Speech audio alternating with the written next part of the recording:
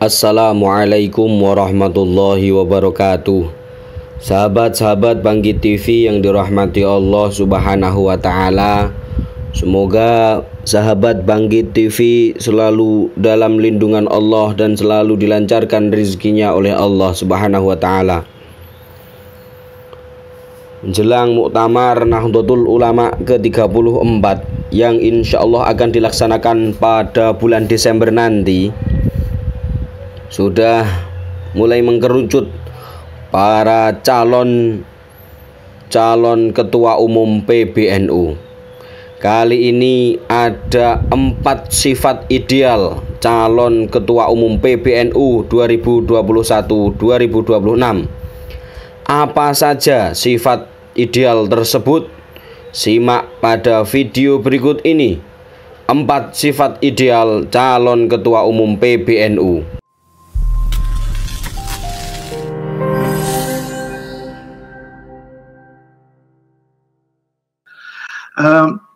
Terima kasih atas kesempatannya.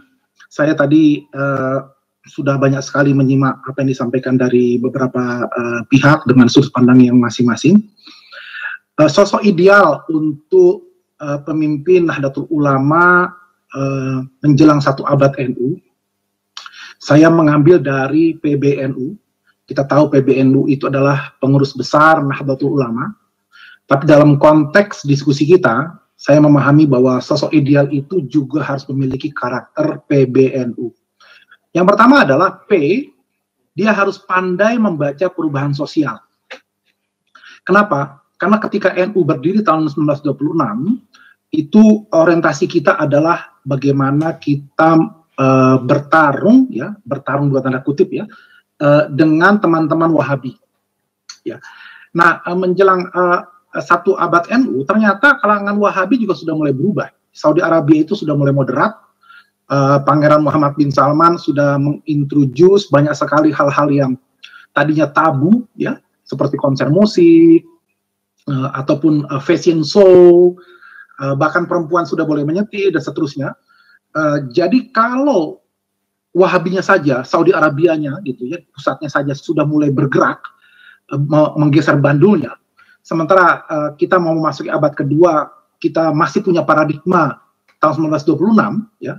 Ini saya kira mungkin jadi persoalan. Karena itu kita membutuhkan pemimpin memasuki masa transisi ini yang P, pandai membaca perubahan sosial. Ya. Bagaimana kemudian kita lihat demografi kalangan NU, banyak kalangan kaum milenial, tidak mungkin kemudian ada gap lagi antara para kiai sepuh dengan kalangan milenial. Regenerasi merupakan sebuah kata kunci, tapi juga jadi persoalan. Regenerasi seperti apa yang diinginkan? Regenerasi yang harus bisa membaca perubahan sosial. Apakah regenerasi itu berarti semuanya diserahkan kepada anak muda sehingga para kiai lepas tangan? Atau regenerasi itu modelnya adalah transisi? Jadi tetap saja yang sepuh memimpin, yang sepuh kemudian membina, sementara yang cendekia, yang anak-anak muda yang cendekia menemani dan mengabdi. Itu juga sebuah model regenerasi. Tentu nanti kita akan bahas di muktamar seperti apa modelnya. Tapi intinya adalah kita harus pandai membaca perubahan sosial. Landscape dakwah juga berubah sekarang.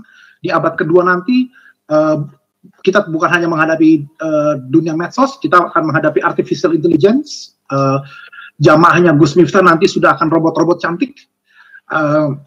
Seperti di Saudi Arabia sudah ada robot bernama Sofia yang menjadi warga negara Saudi. Jadi kalau Saudi saja sudah punya robot, jadi bagaimana kemudian kita mengantisipasi hal-hal seperti itu. Jadi P, kita memilih pemimpin yang pandai membaca perubahan sosial. Yang kedua adalah B, ya. PBNU, B adalah bangkitkan kembali peradaban Islam.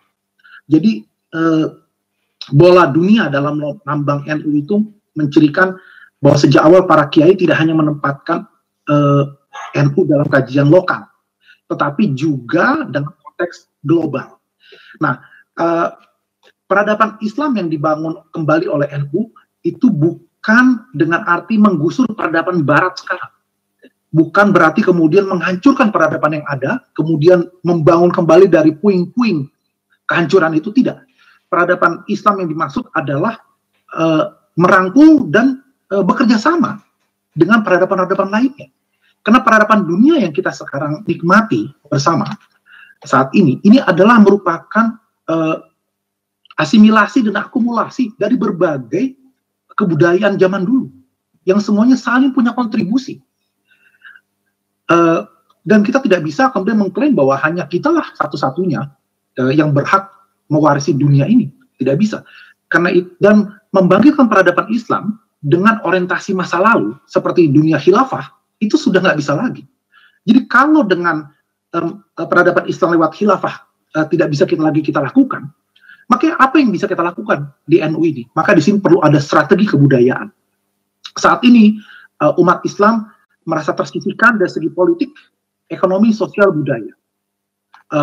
Jangankan lawan peradaban Barat, lawan drakor saja, drama Korea dan budaya K-pop misalnya, kita kalah total misalnya. Nah, karena itu perlu ada strategi kebudayaan memasuki abad kedua NU. Jadi kita memilih pemimpin yang B tadi bangkitkan kembali peradaban Islam dengan pendekatan yang berbeda dengan gerakan-gerakan Islam transnasional lain. Gitu. PBNU, N. Nah, jadi sosok ideal yang ketiga adalah N, yaitu nunut apa kata Masyai. Nah, ini merupakan identitas orang-orang NU. Kita harus menjaga adab dan kita harus mengikut apa kata para Masyai.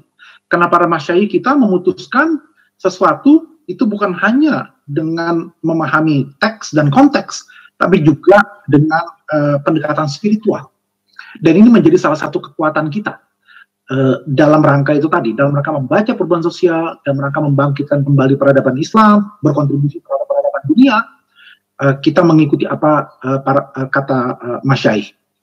Jadi regenerasi yang didengungkan di muktamar nanti itu tidak boleh lepas dari bimbingan, pengawasan maupun pengayoman dari para Masyai. Nah, tidak bisa kemudian kita membenturkan antara yang muda dengan yang tua, tidak bisa kita membenturkan antara kalangan profesional dengan kalangan pesantren, semuanya harus berjalan beriringan. Jadi PBNU, P, pandai membaca perubahan sosial, B, bangkitkan kembali peradaban Islam, N, nunut apa kata Masyai, dan U-nya terakhir adalah untuk Indonesia tercinta. Nah, jadi sehebat apapun program-program kita, program unggulan kita, semuanya harus diletakkan dalam konteks menjaga rumah kita bersama, yaitu untuk Indonesia tercinta.